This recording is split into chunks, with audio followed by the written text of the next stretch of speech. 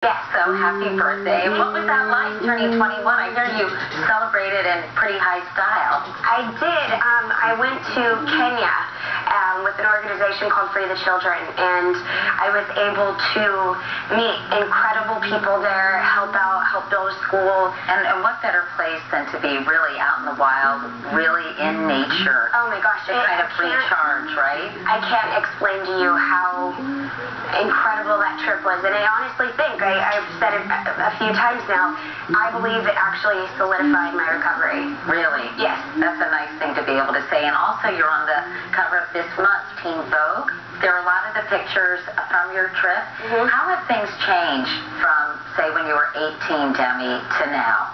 It's really interesting because I had been looking forward to that day for so many years, and I was able to celebrate it sober, and that to me was, I never thought that was going to happen, but I wanted to show teens and other young adults that you don't have to do that. Well, you're a great role model, I think, by celebrating in a very different way. Meanwhile, we just spent some time talking about boys and men with eating disorders, something that I know you wrestled with. Do you feel like you've gotten a handle on those issues?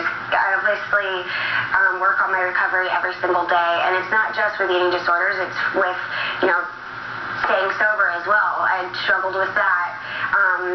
So it's just a matter of, taking care of yourself and not trying to lose weight anymore, but just taking care of your body. You also, I know, lost your dad this year, which must have been, traumatic for you, especially because the two of you weren't on great terms. So I think that must have been, in some ways, even more difficult to deal with. Yeah, the summer was really, really, really difficult. I grew up so fast within 48 hours from finding out that he passed away. My dad struggled with, he was bipolar schizophrenic, and so he had delusions, and the whole time that I was younger, I thought, why is he lying to me about having cancer? Why is he lying to me about his girlfriend being Jodie Foster? I'm not stupid. Why is he lying to me? It wasn't that he was a bad person, it was that he actually believed his delusions.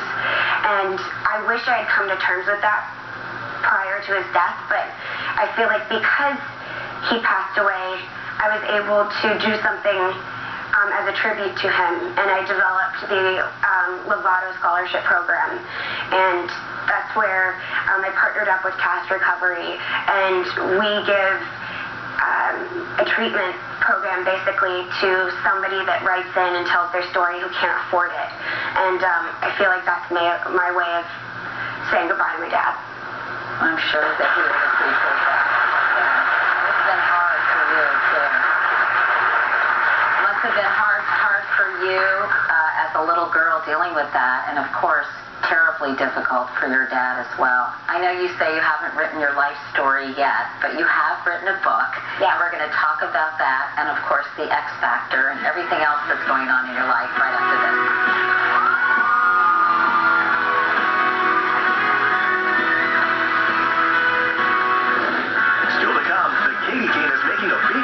In Denver. Are you ready? Yeah! What do we have here? We have Colorado. Here we go. That's coming up. We're back with Demi Lovato. She's got a new book out called Staying Strong. In fact, it comes out today. And Demi, I was very honored that you asked me to write the introduction for your book. Tell me, and of course I know what it's all about because I read it before I wrote the introduction, but why don't you tell everyone else?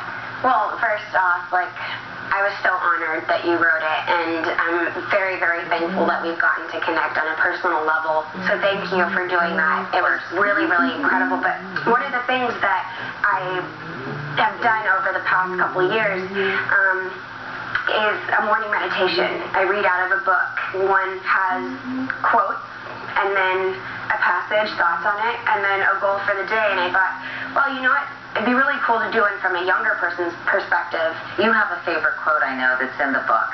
Well, my favorite quote I put in the beginning of the book is, be grateful for your journey because it is yours alone.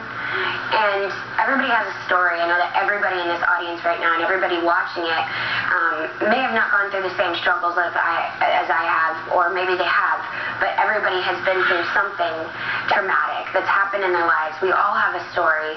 We all have found a solution, or maybe we're in the process of finding the solution. And all I'm trying to do is give you a little bit of inspiration every single day so that you can, overcome these feelings and just live your life in an amazing place. You've been very...